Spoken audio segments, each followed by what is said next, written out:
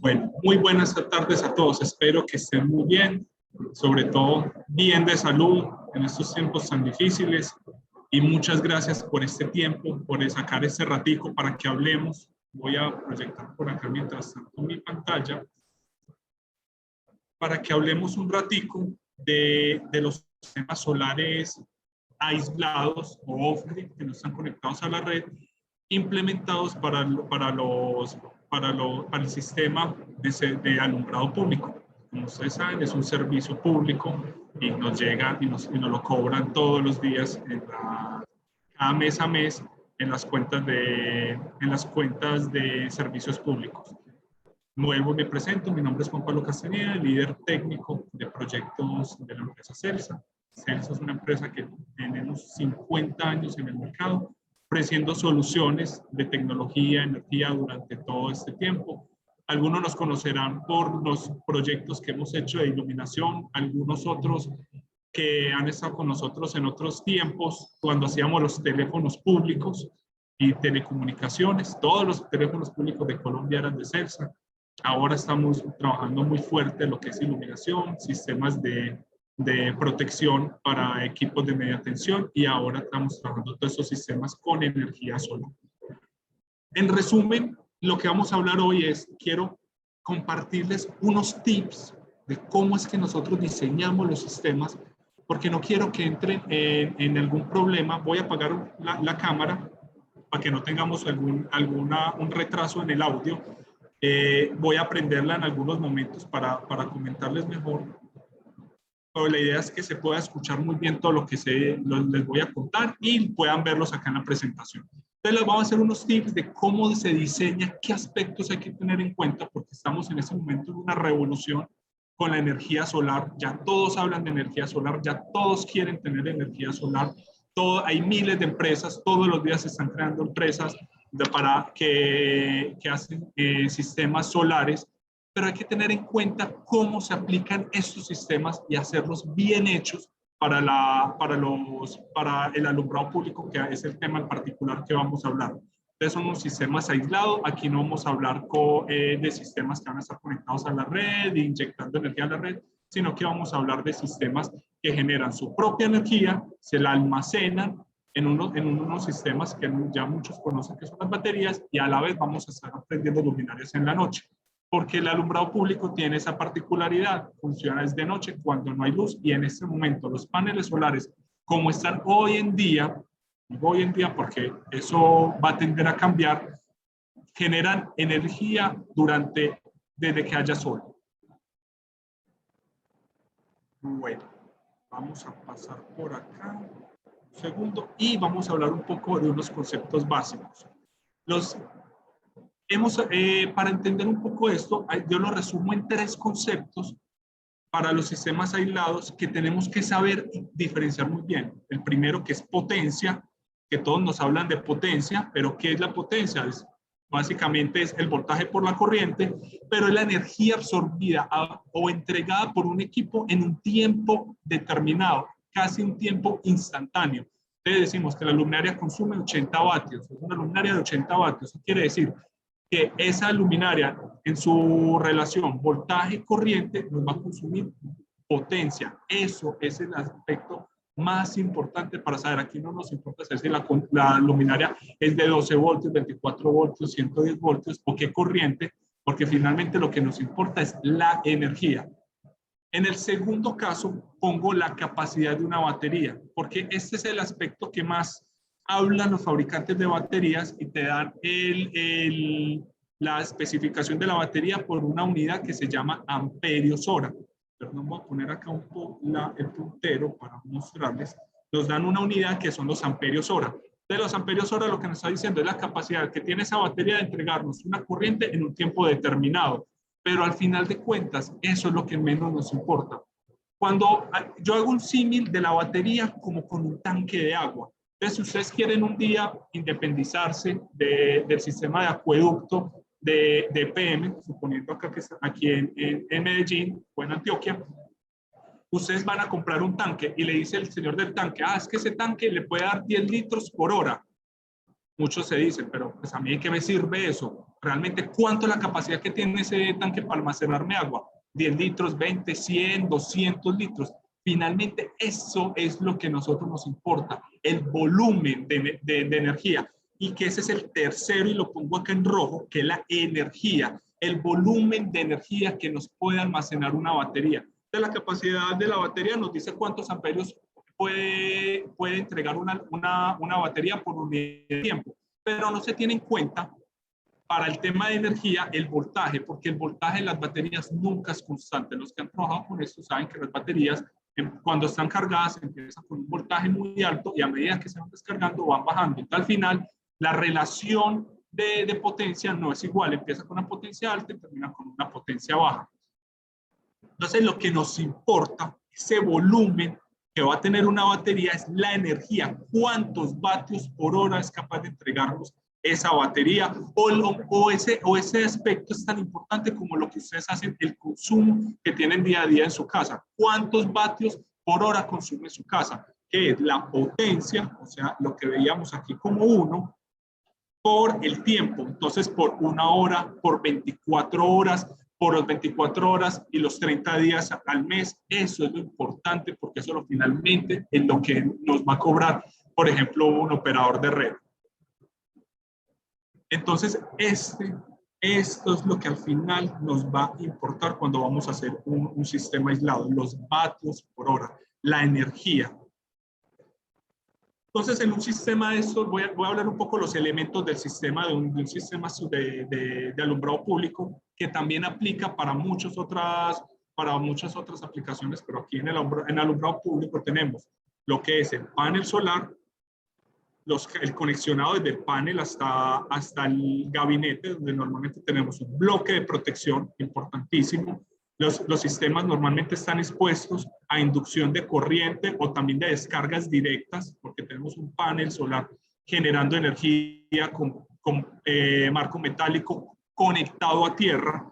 Entonces tenemos unos sistemas que pues, son susceptibles a descargas y se deben proteger adecuadamente con breaker, con DPS, con los sistemas tradicionales, obviamente en DC. No es lo mismo una protección en corriente alterna que en una directa. En corriente directa las protecciones son mucho más exigentes, porque en las alternas nos aprovechamos del cruce por cero. Ustedes saben que en alterna tenemos una frecuencia de 60 Hz y estamos cruzando por cero 120 veces cada segundo por cero. Y ahí podemos en ese momento hacer la interrupción del arco eléctrico, pero en directa no tenemos el cruce por cero. Por eso los productos y las protecciones son mucho más robustas. Tenemos otro bloque, que es el bloque de control, donde muchos conocen, está el controlador solar, el cerebro, que se encarga de manejar la energía, controlar la energía que genera el panel y pueda entregarle la energía a las baterías de forma adecuada, en unos valores adecuados, y a su vez el entregue la energía después de las baterías hacia las luminarias. Yo sé que pronto vamos un poco lentos, yo sé que pronto tienen muchas preguntas, me gusta poner como mucho en contexto a las personas para ya entrar ahora sin profundidad en temas que nos interesen. Entonces vamos a poner aquí, por ejemplo, el diseño de un sistema de iluminación lo hacemos en este orden. Ese es el orden. Pueden haber muchas formas de hacerlo, cada quien tiene sus criterios, pero este es para mí el orden que debería hacerse, porque siempre se debe partir de la luminaria. Si estamos haciendo un sistema de alumbrado público, tenemos que partir de la luminaria. Entonces vamos a empezar así. El punto de partida inicial, el diseño de iluminación. De nada sirve decir que tengo una luminaria muy económica de 100 vatios cuando hay otros sistemas que te pueden consumir una luminaria de 50 vatios y darte la misma cantidad de lúmenes o iluminarte el mismo lugar. Entonces, esta frase es la que mejor representa un sistema de alumbrado público en un sistema solar. A menor consumo de potencia o consumo de energía de la luminaria, menor es el consumo eléctrico, menor la capacidad de baterías y menor la potencia instalada en paneles solares. ¿Eso qué quiere decir? Y eso sirve no solo para el alumbrado público, sirve para todo lo que usted vayan a emprender con sistemas solares. Siempre, siempre cerciórense que lo que ustedes van a alimentar es un sistema eficiente. De nada sirve tener una casa de 20 bombillos incandescentes porque vas a tener que poner un sistema de energía para esos 20 bombillos incandescentes costosísimo, porque lo tendrás que sobredimensionar a tal punto para prender solo bombillos o cualquier otro electrodoméstico que tengas en la casa. Entonces, ¿qué es la recomendación? Coges esos bombillos, los cambias a LED, que seguramente van a ser mucho más barato que poner 10, 20 paneles solares, y de ahí ya puedes dimensionar un sistema solar mucho más ajustado, más eficiente, porque al final lo que ustedes necesitan es ahorrar dinero. Esto es lo que es lo que buscamos con la energía solar. Estos días le contaba a mi mamá y me decía, no, pero es que también el impacto ambiental, mijo, diga que es el impacto ambiental. Sí, sabemos que el impacto ambiental que tiene poder generar una energía limpia, generar, no la fabricación, porque son dos cosas diferentes. Fabricar paneles solares, inversores, todo en la vida tiene un impacto y una huella de CO2. Fabricar esos equipos sí genera, hay una contaminación, pero cuando él produce energía, sí es una energía limpia, porque si usa solo la luz del sol para producir energía. Entonces es importante tener claro eso, pero entonces sí, hay un impacto ambiental, pero al final las decisiones que se toman y se toman en la mesa, o también las decisiones que se toman incluso con su esposa, porque van a decir, quiero poner un sistema solar aquí en mi casa, ustedes tienen que decir cuánto me cuesta y cuánto me va a retornar. Entonces al final, en toda esta ecuación, lo que buscamos es que el consumo de energía que tenga el equipo sea el menor posible. ¿Y eso cómo lo logro? Teniendo un diseño de iluminación con un producto excelente, así sea que sea más costoso. Por ejemplo, yo en muchos casos utilizo luminarias que son ni siquiera en un proyecto normal de alumbrado público utilizaría la empresa, un producto que tenga más número de LED, porque teniendo más LED tengo una eficacia lumínica mucho más alta y consumo menos energía, por ende, ya como consumo menos energía, la batería puede ser más pequeña, lo mismo el panel solar. Entonces yo optimizo este producto, lo pongo así sea un poco más costoso, pero más eficiente para cuando me voy a dimensionar baterías, controlador solar y panel solar, que son realmente los costos que pesan en estas soluciones, sean lo más óptimos posibles, sean los más bajos posibles. Acá es algo muy importante que yo he visto en muchos fabricantes y algunos distribuidores que empiezan a poner, es que mis luminarias son de 170 lúmenes por vatio, 180 lúmenes por vatio. Hola, hola, hola. Hola, hola. Vamos a apagarlo. Una preguntita, ¿esa capacitación está siendo grabada? Sí, señor. Vamos a apagarlo. Les cuento que todas las conferencias están siendo grabadas y las pueden observar en la plataforma de Exposolar a partir de la otra semana. Vamos a silenciar los micrófonos y las preguntas las hacemos todas al final para evitar interrupciones en esta ponencia. Muchas gracias. No, sí, lo que pasa es que me toca salirme de ella porque estoy en una parte donde no hay señal casi, entonces muchas gracias, yo la busco, muy amable. Perfecto, muchas gracias a usted. Entonces, aquí nos hablan de unas eficacias altísimas, pero no, los que estamos en iluminación sabemos que las eficacias normalmente se logran en laboratorio bajo unas condiciones muy especiales. Otra cosa es cuando el LED tenga una óptica, esté integrado en una luminaria con una disipación de calor y un driver entregándole energía. Al final de cuentas, ustedes van a ver los lúmenes, esa eficacia tan teórica y te printan pajaritos en el aire, que realmente no es la que realmente te están prometiendo. Entonces, lo importante al final es, no importan los lúmenes, incluso acá hago varias preguntas, o que si es los lúmenes, o es la fotometría, o son ambos. Realmente son ambos. Y eso al final se va a este punto de partida inicial, diseño e iluminación. Lo más importante en un sistema de alumbrado público es que usted cumpla con los requerimientos que tiene la vía de luminancia, iluminancia, uniformidad, la relación de alrededores, deslumbramiento, etcétera, etcétera. La cantidad de parámetros que hay que cumplir, si es una vía M2, M1, M2, M3, pero con la menor cantidad de energía posible, porque al final eso se traduce, lo vuelvo y lo repito, en menor capacidad de las baterías, menor potencia instaladas en los paneles solares. Y otro tema muy importante que se les olvida a muchos de los que no trabajan en el tema de iluminación y están trayendo otros tipos de productos, y la disipación de calor. Nosotros llevamos más o menos 10 años probando, fabricando, produciendo y entregando luminarias LED, y créame que han sido 10 años de aprendizaje en el tema de disipación de calor, porque esa es la vida de una luminaria LED.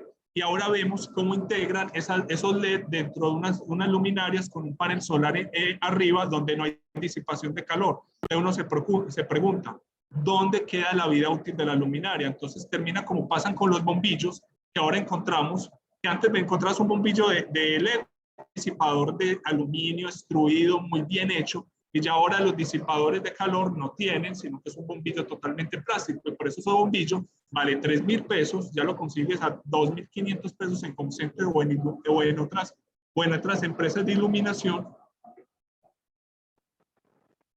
perdón, en otras empresas que importan bombillos, y al final de cuentas esos bombillos te duran un año, cuando la promesa con el LED era que vas a ahorrar energía y vas a tener bombillos hasta de 10 años. Entonces son cosas que hay que tener en cuenta a la hora de elegir un producto que te vaya a durar, porque productos económicos en el mercado hay muchos, pero que sean duraderos es otra cosa diferente. Voy a hablar en el mismo orden de ideas, como les estaba comentando, de la batería. La batería es el elemento más importante. ¿Por qué es el más importante? Porque es el más costoso, es el más delicado de todas las soluciones. Y no voy a entrar a hablar de baterías de otros años, como eran las plomoácido, las de la GM, porque eso básicamente ya ha ido pasando a otros aspectos, y ya nosotros hemos estado trabajando con baterías de litio, que eso es lo que ahora está, digamos, como decimos popularmente, mandando la parada. Ustedes ahora ven toda la movilidad eléctrica. No hay carro que no tenga baterías de litio. Tesla, Toyota, Suzuki, Nissan, Hyundai, Kia, todos trabajan con baterías de litio. Pero es muy importante entender esto. Si las baterías son de litio, son buenas. No necesariamente. No es que sean, no hay baterías malas ni buenas, sino que son baterías por cada una de las aplicaciones. Por ejemplo, baterías de litio, existen 6 tipos en este momento en el mercado, 6 tipos de baterías que son de litio, y todas tienen unas particularidades. Por ejemplo, vamos a las más comunes. Litio de níquel, manganeso, cobalto. Este tipo de batería usted en este momento la tiene sobre su escritorio o en su bolsillo. Esa es la batería que utiliza su celular. Entonces ahí es cuando Juan Pablo les dice, es que mi producto tiene 10 años de vida útil la batería. Entonces pues, miran su celular y dicen, mi batería de mi celular no me funciona 10 años. A los 2 o 3 años se la tengo que cambiar. Claro, porque es que estas baterías tienen otros beneficios muy diferentes a la vida útil. Mientras las baterías de litio de hierro, óxido de hierro fosfato, la LiFePO4, litio de óxido de ferrofosfato, este tipo de baterías son unas baterías que son hechas para que tengan un mejor comportamiento en la vida útil. Estas baterías, ¿por qué las de los celulares se dan tan rápido? ¿Y por qué son tan inestables térmicamente? Y los accidentes que han visto, y que por ejemplo en algún momento a Samsung no les dejaban entrar baterías dentro de los aviones, o que han sucedido explosiones en los celulares cuando los están cargando, y miles de noticias. Porque estas baterías manejan una densidad de carga muy alta. Aquí lo pueden ver en esta gráfica, la cantidad de vatios hora por kilogramo que almacenan. ¿Eso qué quiere decir? Que en un espacio muy pequeño, una batería muy pequeña, muy liviana, almacena una gran cantidad de energía. ¿Eso por qué? Porque lo que buscamos siempre es que los celulares cada día sean más potentes, nos dure más la batería en tiempo. Es que ya no quiero que me dure 24 horas, sino 48 horas para no estar recargándolo continuamente. Pero un celular jamás, ni Apple, ni Samsung, ninguna de otras empresas te lo está haciendo para que te dure 10 años. No la batería por lo menos. Porque estamos en una obsolescencia que te están haciendo cambiar celulares cada 2 o 3 años. Entonces no tiene sentido que te pongan una batería de hierro, de ferrofosfato, de óxido de ferrofosfato, te la pongan, porque primero va a ser una luminaria, va a ser una batería más pesada, entonces vas a tener ese Nokia antiguo que era súper pesado, mucho más grande, y aparte de eso que te va a durar 10 años, y finalmente a ellos no les interesa que un producto te dure 10 años. Mientras vamos a la industria, por ejemplo, automotriz, sí se busca eso, y también en la industria de la... Disculpen, tengo por acá unas anotaciones que me dicen que el sonido se escucha como robot. Voy a intentar, eso es lo que la veo como difícil, cambiar, a ver si puedo hacer.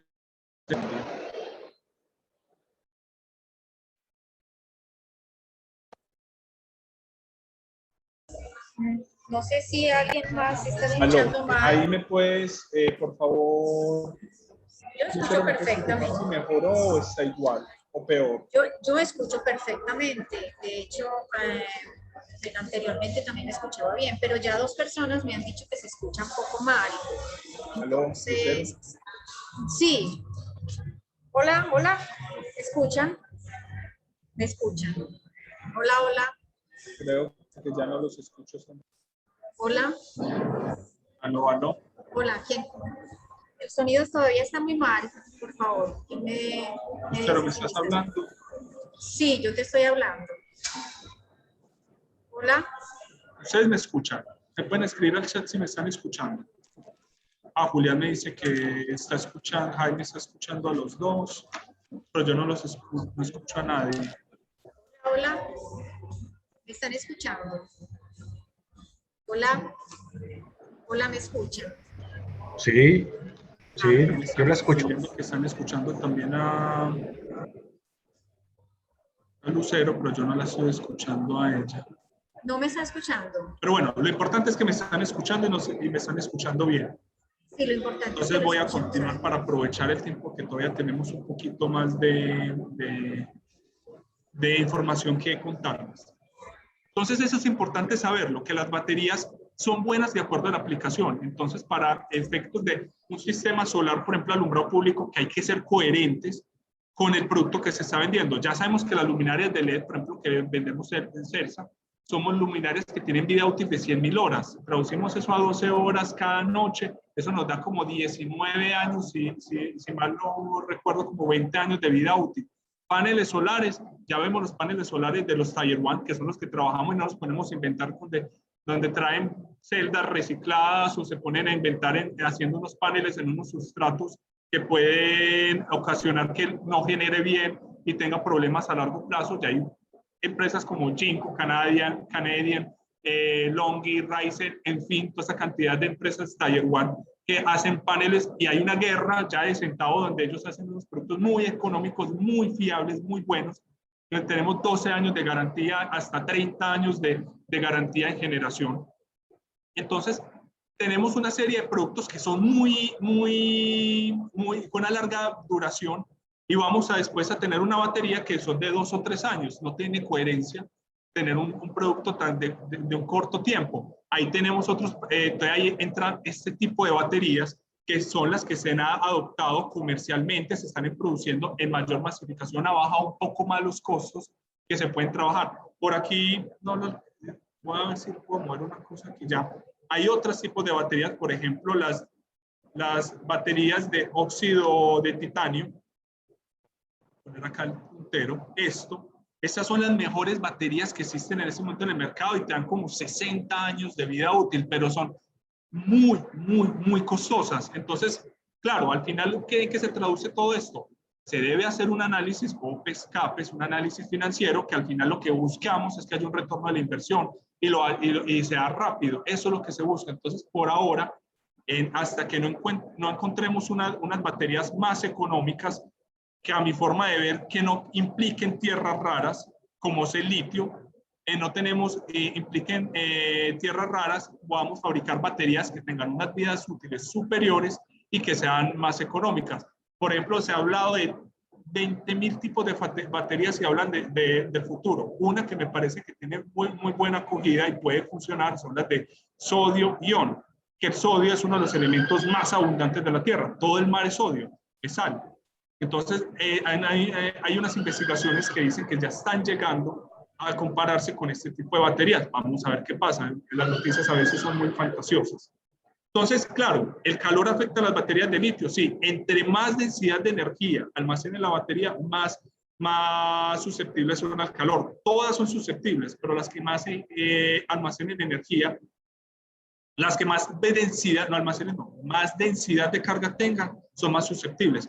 Por eso esas baterías de hierro, de óxido de hierro fosfato, son las más estables térmicamente, que una de las más estables que hay en el mercado. Por eso las vemos en carros funcionando, y ustedes saben que en los carros se genera mucho calor. En estos días estaba hablando con un amigo y me decía, sí, pues el motor eléctrico no es una combustión y no genera el mismo calor. Exactamente, pero un motor eléctrico con una eficiencia del 90%, y el calor que genera es suficiente para afectar alguna batería, porque así sea poco, ese poco puede afectarlas. Entonces sí, en los vehículos eléctricos también son susceptibles al calor. ¿Cómo se mide la energía de una batería? Este aspecto es muy importante, y se los decía al principio. Al final lo que necesitamos saber es cuánta energía almacena la batería. ¿Y esto cómo se hace? Con una prueba de descarga, y una prueba de descarga con una potencia constante. Entonces pongo una potencia de 50 vatios. Normalmente los fabricantes de baterías te dan una categoría de 10, o sea, de 10 horas de descarga, 10 horas de descarga. De 10 horas descargando la batería a una potencia constante, eso te da la energía. Estoy hablando litio, muy importante, solo litio. Cuando estamos hablando de baterías de plomo ácido, esto es otro cuento, y es muy importante, es un dato que es muy difícil de saber en los fabricantes de baterías de plomo ácido, que no te dan, porque finalmente es mucho menor de lo que se espera. Entonces, este aspecto y por esto lo voy a pasar rápidamente, que pronto se me va agotando el tiempo, para pasar ahorita a las preguntas, y si tienen tienen alguna duda sobre ese aspecto, lo podemos hablar más bien por fuera. ¿Y se puede usar toda la energía disponible de una batería? ¿Eso afecta la vida útil? Sí, eso la afecta. En cualquier batería, hasta las de litio, hasta la mejor, todas se ven afectadas de acuerdo al uso de la energía disponible que tiene una batería. Entonces vamos aquí a hablar del DOD, que es la profundidad de descarga, o Depth of Discharge. Entonces en este caso vemos que te dice en la gráfica que estas baterías te pueden dar 6.000 ciclos. Por ejemplo, para el efecto de alumbrado público, un ciclo de carga y descarga es un día. O sea, en el día cargó la batería y en la noche se descargó. Entonces, es un ciclo. 6.000 ciclos nos está dando más o menos 20 años. Y quiere decir que para que me dure 20 años esta batería de la FeO4, las de óxido de ferro fosfato, puedo utilizar solo el 40% de esa batería.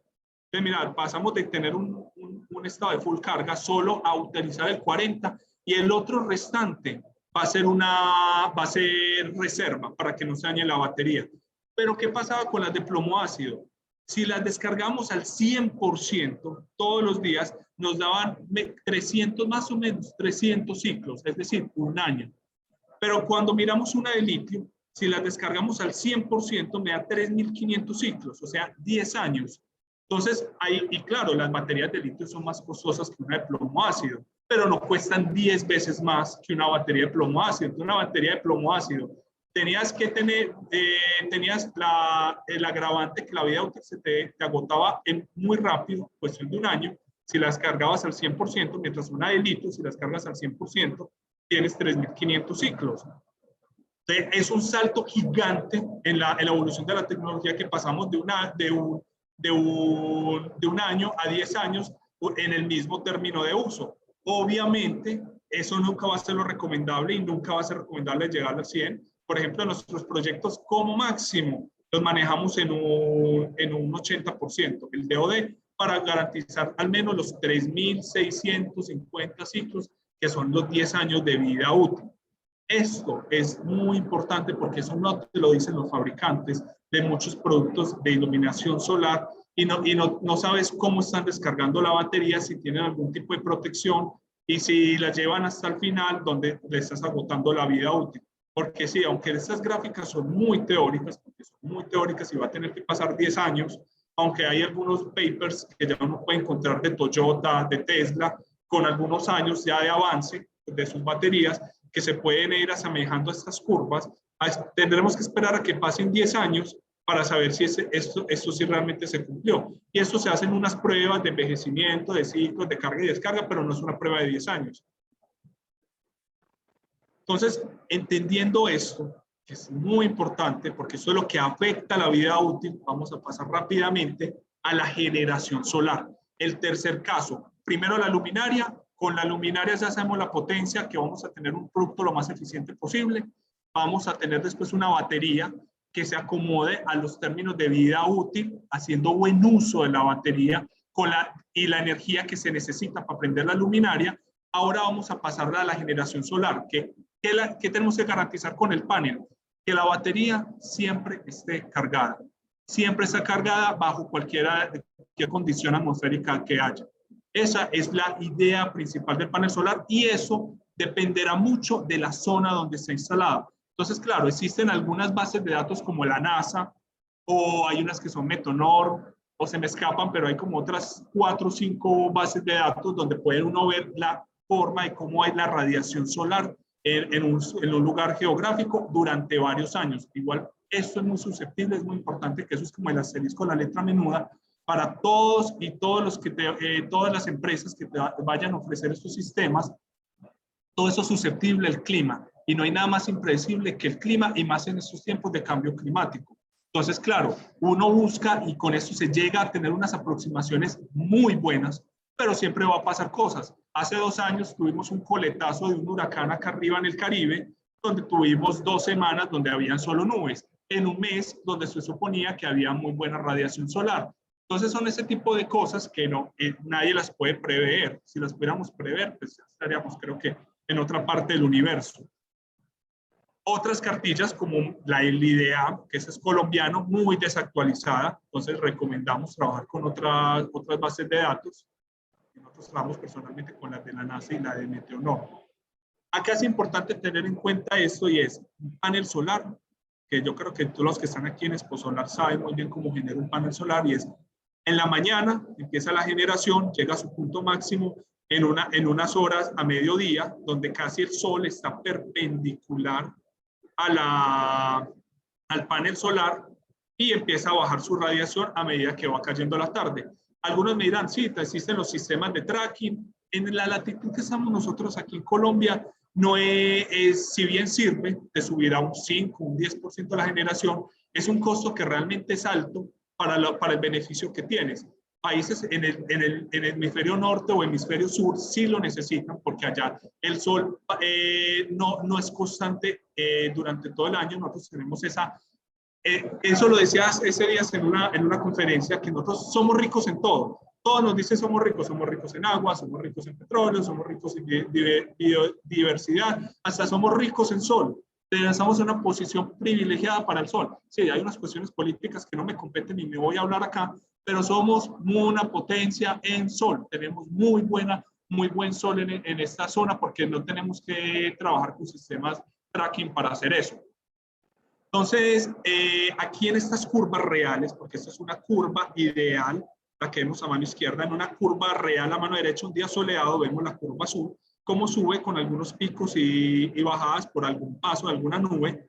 Un día overcast, que es un día nublado, en verde, aquí todo el día estuvo nublado esta parte, y por acá algunos picos, pero hay generación. Lo mismo un día lluvioso, el día lluvioso lo que genera tampoco genera un poquito, pero genera. Esto al final lo que traduce, y lo que yo les quiero decir es siempre, desde que haya luz, el panel va a generar poco, mucho, pero genera. Y eso es lo que tenemos que tener en cuenta en los sistemas aislados, buscando siempre que el panel, que es de los elementos que es menos costoso en una solución aislada, porque lo más costoso son las baterías, sobredimensionarlo para que siempre la batería esté cargada.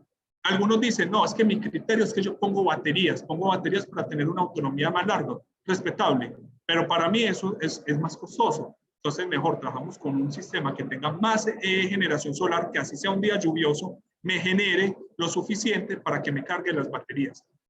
Entonces, por ejemplo, eso en un lugar que estamos haciendo un proyecto, cómo se comporta la radiación solar mes a mes, día a día, durante el año.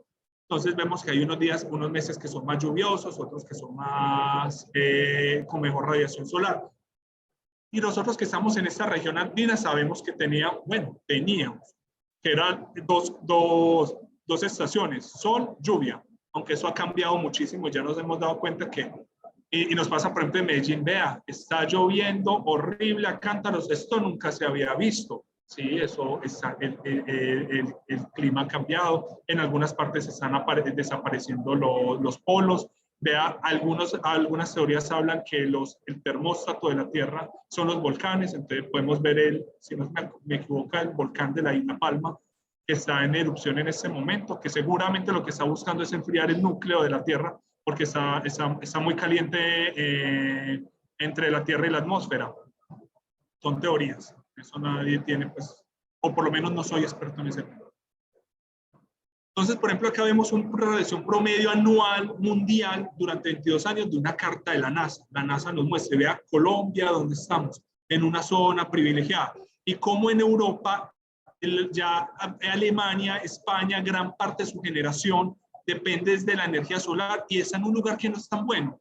¿Qué era lo que pasaba? Claro, es que no había una legislación, unas resoluciones que protegieran e impulsaron el uso de estas energías renovables como es la solar. Ya ahora la tenemos, está la CREC 030, que no es perfecta, pero es muy buena y impulsa muy bien ese sistema. Igual usted puede ir de un alemán y le pregunta las resoluciones en alemán y le va a decir es que le falta algo. Siempre va a faltar algo, pero al menos la tenemos y está funcionando.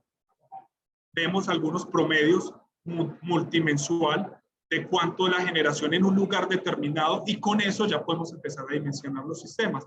Hacemos los cálculos y vemos, por ejemplo, cuánto es la estimación de generación solar, cómo se van a comportar las baterías en ese tiempo, buscando que siempre la batería esté cargada. Y, por ejemplo, un dato muy importante que nosotros trabajamos, que la batería nunca esté vacía menos del 2% del año. Es decir, que al menos 7 días durante un año las baterías no alcancen a estar descargadas por completo, buscando con esto que las baterías siempre estén cargadas y si llega un día del 2% del año donde no alcancen a cargar, buscamos otros métodos que son, por ejemplo, la dimerización, donde ya la luminaria no es 80 vatios, sino que va a ser 70 vatios durante toda la noche, para compensar de pronto que no alcanzó a cargar la batería al 100%, sino que cargó al 90% o cargó al 80%. Pero no esos productos que te dicen ahora es que no, la luminaria se tiene que dimerizar todos los días para que alcance la batería. No, en nuestro caso, porque es un producto de alumbrado público que son 12 horas que tiene que estar funcionando si garantizamos y tenemos unos valores estadísticos menores al 2%. Aquí otros cálculos donde aquí en la derecha se ve un sistema bien calculado y acá uno mal calculado donde las baterías van a tener un porcentaje de estar vacías muy alto. Mientras este mismo sistema, incluso la diferencia entre estos dos no es batería. Entre estos dos fue el panel solar. Este está calculado con un panel de 450 vatios y este con un panel de 540 vatios. Eso hace la diferencia. No necesariamente ese es de la batería, sino que el panel que es el que carga la batería. Y para finalizar, ya que se nos está acabando el tiempo, nuestro sistema de telegestión, donde hacemos un sistema totalmente inalámbrico, monitoreando en tiempo real todo el sistema. Estamos monitoreando, aquí unas pequeñas gráficas, ahorita les vamos a mostrar mejor, donde vemos cómo se está comportando la luminaria, el voltaje, la corriente de la luminaria, el voltaje, la corriente del panel solar, voltaje, corriente de la batería. Entonces ya sabemos si la batería está cargada, está descargada, si tiene algún defecto o está algún problema con la carga de las baterías. Usted se pueden programar los envíos de reportes periódicos del estado de todo el sistema. Uno de los temas importantes para estas concesiones 4G que están trabajando con la ANI, con la Agencia Nacional de Infraestructura, donde se pide que la telegestión tenga un encendido y apagado remoto de la luminaria. Nuestro sistema de telegestión lo hace. Dimerización remota inteligente según categoría de vía, flujo vehicular u horario. Esto son como digamos plus, porque nuestro sistema puede dimerizar por horario, pero vuelvo y lo insisto, no depende, no necesitamos eso para que nuestro producto funcione 12 horas al 100% de la energía de cada noche. Y también es importante resaltar, he dicho muchas veces que todo es importante, definitivamente ya cuando todo es importante, nada es importante, que el RETILAB menciona que si vamos a cambiar de categoría de la vía, se debe instalar un equipo que mide el flujo vehicular para pasar de una M1 a una M2, una M2, M3. Entonces se pueden integrar al SCADA, porque nuestros sistemas se pueden integrar al SCADA y podemos monitorear el flujo vehicular y pues se pueden cambiar. ¿Eso qué va a representar al final? Que la batería se va a desgastar menos y vamos a ampliar la vida útil. Esa es la función. Porque ahorrar energía, pues sí, va a consumir menos la luminaria, pero la energía es gratis. Tenemos el sistema solar, tenemos el panel generando energía. Entonces, no es necesario hacer eso por ahorros de energía, sino por extender la vida útil del sistema. Medimos corriente y voltaje de cada elemento, medimos los consumos y generaciones, y tenemos para que este sistema se conecte vía Ethernet para sistemas alámbricos, Ethernet, fibra óptica o redes totalmente aisladas como celular. Aquí vemos algunas curvas de generación donde vemos cómo genera, y aquí se cortó. ¿Por qué? Porque ya cargó la energía suficiente para la noche siguiente. Y vemos en esta curva en gris cómo es el voltaje de la batería, donde vemos que la batería mientras carga sube, pasa a un estado que es el estado de absorción, acá se pasa a otro estado que se vuelve el de flotación, queda estabilizada y ya entra la luminaria a prender en la noche y empieza a disminuir el voltaje de la batería hasta que la próxima el sol vuelve a salir y vuelve a generar. Entonces vemos las curvas de generación. Por ejemplo, acá vemos una curva de generación completa porque la luminaria estuvo 24 horas prendidas mientras estamos haciendo estos ensayos para mostrar este comportamiento. Algunas gráficas de del sistema de telegestión. Consumos, generaciones, corrientes, voltaje de la luminaria, voltaje del panel, la corriente del panel, voltaje de la batería. Vemos cómo se comporta. Es muy similar el patrón de la batería durante todos los días, cargando y descargando y así sucesivamente. El sistema de telegestión totalmente georreferenciado, donde podemos ver cada uno de los puntos y si hay una falla sabemos exactamente cuál es el punto que está fallando. Podemos ver el estado de cada uno de los puntos. Este, por ejemplo, es un proyecto que estamos haciendo para la autopista Río Magdalena, una vía 4G de unas glorietas, unas zonas críticas, básculas, peajes y demás. Esta es una de las zonas que ya tenemos instaladas y funcionando y con telegestión en este momento funcionando.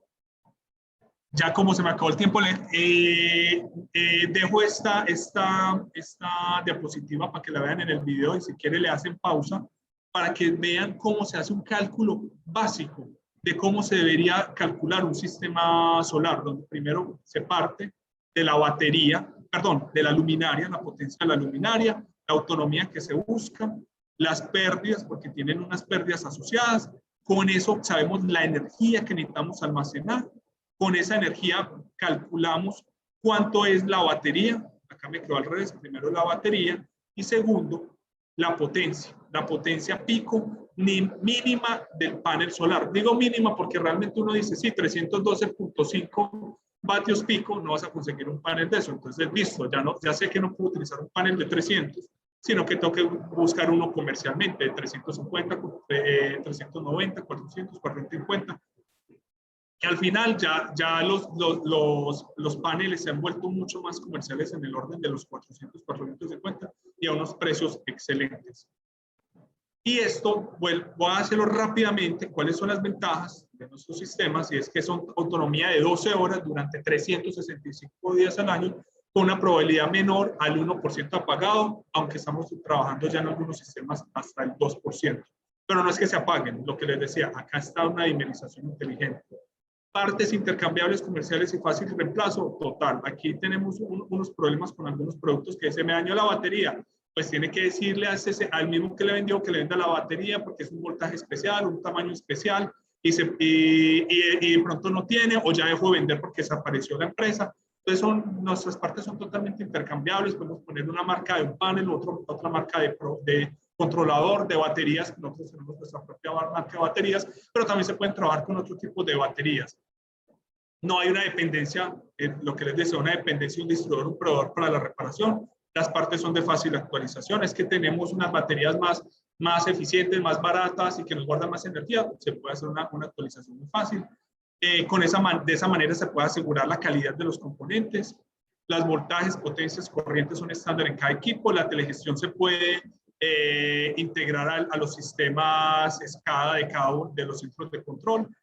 Se pueden programar perfiles de iluminación, integración de sensores, demás, se pueden hacer todo eso, pero como les digo, no son esenciales para su funcionamiento, no depende de su funcionamiento, el equipo está hecho para que funcione 12 horas, 100% la potencia de la luminaria. Es importante lo del que el alumbrado público es un servicio público, no emisorio y debe ser ininterrumpido.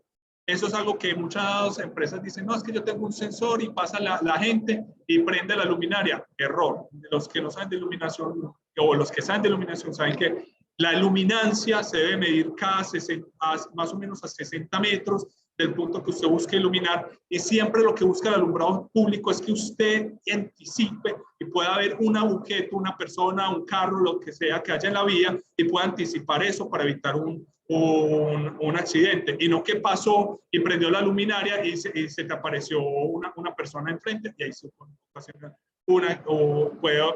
un accidente grave. Es ininterrumpido, esto es importante. Por ejemplo, hay otros productos que son con ese tipo de sensores que es perfecto para lugares privados, fincas, parcelaciones, donde se puede apagar una luminaria y no pasa nada, pero un alumbrado público no. Y ya por aquí ya terminamos, ¿sí? Podemos pasar a una sesión de preguntas.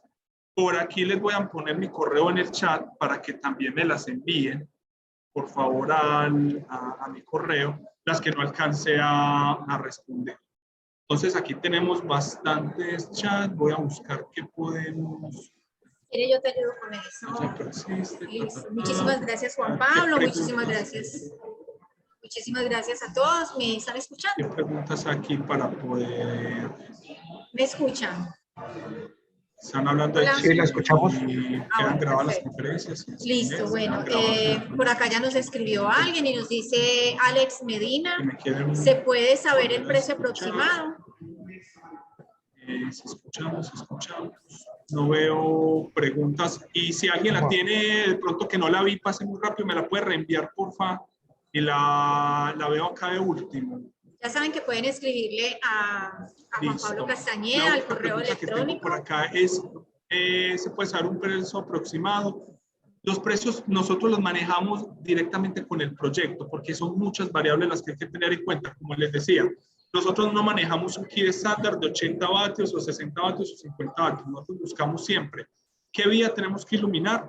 Para el caso de eso, tenemos otras soluciones, pero para el caso del alumbrado público, ¿qué vía tenemos que iluminar con la menor potencia? Y buscando siempre bajar el costo del sistema. Al final, a ustedes no les debe importar, y les doy ese tip, cuánto es la potencia del panel solar o la potencia de la batería o la potencia de la luminaria. Se les debe importar es cuánto les cuesta el proyecto, porque usted la energía es gratis. Entonces, si los precios de nosotros son de los mejores que hay en el mercado, pero comparando con productos de alta especificación, no con productos de otra índole que son para otras aplicaciones, para productos de alta especificación, telegestionables, con baterías de litio, con 5 y de 10 años de garantía, tenemos unos productos que, valga la redundancia, ahorita les contaba del proyecto, nos lo ganamos. Y por un lado fue por precio, por otro lado por el análisis financiero OPEX y CAPEX, donde a la concesión se le mostró que nuestro sistema a la larga era más económico que otros sistemas. Vamos por aquí. Quiero preguntar si Luminares puede integrar otras funciones como ejemplo cámaras de vigilancia o Smart City. Esa es una excelente pregunta, don Carlos. ¿Qué es lo que pasa? Y eso es una pregunta recurrente no solo en estos sistemas de alumbrado público de solar, sino en sistemas de telegestión. Y la respuesta es no. ¿Por qué? Porque lo que se busca con esta telegestión es saber datos de consumo, voy a pasarme al lado de alterna, factor de potencia, de armónicos, etcétera, etcétera. Son datos de bits, datos de binarios donde sabes que vamos a ver que el voltaje es 220 voltios y no más. Eso es lo que nos importa. En cambio, cuando estamos hablando de cámaras de vigilancia, tenemos unas tramas de datos mucho más amplias, unos anchos de banda mucho más amplios, que utilizar el canal de telegestión no es óptimo. Por eso todos los sistemas de telegestión están optimizados para que sean fáciles, sean económicos en unos anchos de banda muy estrechos y de bajo consumo. Eso es lo que se busca con esos sistemas. ¿Que esto se puede integrar a un sistema de Smart City? Claro que sí. Hay unos sistemas ya mucho más complejos de Smart City que uno de sus brazos es la telegestión de luminarias, pero por otro brazo tenemos la videovigilancia. Y en ese caso tenemos ya un sistema mucho más robusto donde tenemos unos anchos de banda mucho más grandes, donde hay empresas de cámaras que son mucho más expertas en esos temas. Una cosa es que yo quiero, como los he visto en algunos productos, es que tengo la cámara, hay unos sistemas que están ofreciendo con cámaras, pero con una red Wi-Fi. Eso es muy bueno, pero para una finca, para una casa, como las cámaras Wi-Fi que ya todos casi, no todos, pero muchos tienen, que son muy baratas, 100,000, 150,000 pesos, que nos da para vigilar, por ejemplo, las mascotas o la señora del servicio. Eso es muy bueno para esas cosas, pero cuando estamos hablando de una ciudad, eso es en palabras mayores, y además que la encriptación, la seguridad que deben de tener, porque no pueden dejar acceso a cualquier persona a las cámaras. Entonces, esos ya son unas ramas más complejas de un Smart City, como también son los sistemas de parqueadero, de semaforización, otras ramas como la de basuras, sensores de basuras. Pero todo eso al final, por ejemplo, nosotros las de telegestión la podemos integrar fácilmente a sus sistemas Smart City. Va a pasar esta última, se dice que la iluminación basada en sistemas solares no cumple con Red Lab en cuanto a los niveles de iluminación, se cae a través del tiempo. ¿Esto es verdad?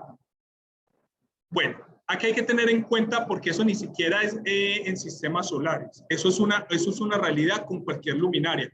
Todas las luminarias o cualquier equipo eléctrico, lo mismo un panel solar, genera menos energía o produce menos luz con el tiempo. Entonces, al final, uno cuando hace todos estos diseños de iluminación, los hace con unos factores de mantenimiento.